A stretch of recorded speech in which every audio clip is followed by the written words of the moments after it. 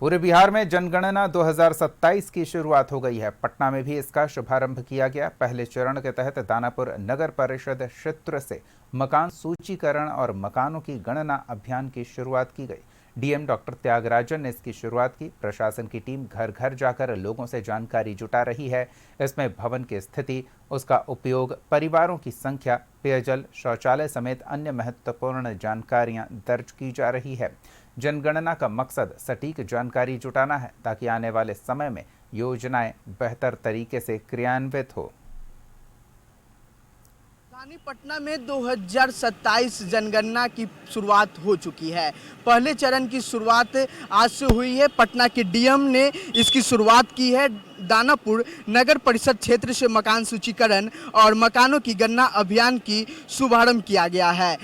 Enumerator अपने क्षेत्र का चिन्हित नक्शा के अनुरूप काम शुरू करेंगे और 2-3 दिन बाद घर घर जा कर के जानकारी प्राप्त करना भी शुरू करेंगे। जो सेल्फ इन्यूमरेशन कर लिया उनका हम लोग केवल आईडी प्राप्त करके जानकारी जो दी गई है उसको जांच करके अनुमोदन कर लेंगे। डीएम इसी मकान पे आए थे और गणना की आज से शुरुआत हुई है। आप साफ तौर पे देख सकते हैं कि मकान पे जो है CN14 ये जो मार्क है वो किया गया है। जो मकान मालिक हैं उनसे बात करेंगे। आखिरकार आपके पास आज डीएम आए, BLO आए थे, क्या कुछ बात हुई और क्या क्या चीज़ पूछा गया? हमसे पूछा गया कि स्वः आप अपने से किए थे कि नहीं ऐप के जरिए, तो वो तो हम नहीं जानते तो इसलिए नहीं किए हैं।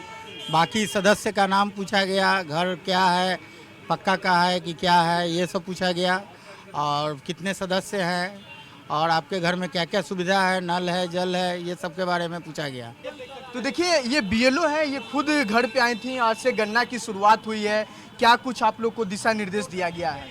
जी, आज से भारत की 2027 जनगणना का प्रथम चरण है, जिसमें हमें जो हमारे जो क्षेत्र आवंटित हुए हैं उस क्षेत्र में जो हमारे आवास हैं, भवन हैं, उस क्षेत्र का भ्रमण करना है। उसके बाद हम सभी मकान को उनकी यूनिक नंबर उपलब्ध कराएंगे, दर्ज करेंगे। घर में जा रही हैं तो उनसे क्या क्या प्रश्न, 5 प्रश्न की बात कहीं, वो कौन कौन सा प्रश्न है? जी नहीं, 5 नहीं, कुल 34 प्रश्न है। सबसे पहला तो ये है कि अगर वो स्वजनगणना कर चुके होंगे तब तो वो सारी अपनी जानकारी पहले से ही दे चुके हैं, तो हम केवल उनकी आईडी उनसे जो स्वजनगणना के पश्चात उन्हें प्राप्त होगी वो लेंगे। अगर उन्होंने नहीं की है तब जो प्रश्नावली है, जैसे उनके भवन की स्थिति, परिवारों की संख्या, फर्श, मकान, दीवार, परिवार के में कुल कितने सदस्य हैं, परिवार जो मकान है वो रहने योग्य है नहीं। अपने सहयोगी राकेश से कहेंगे। राकेश, ये दिखलाइए जो इन लोग को जो निरीक्षण करने के दौरान जो है वो मैप दिया गया है, आखिरकार इस मैप के जरिए क्या कुछ दिया जा रहा है? जी हाँ जी, ये जो मैप है हमारा, यही हमें बताएगा कि मेरा क्षेत्र कहाँ से प्रारंभ है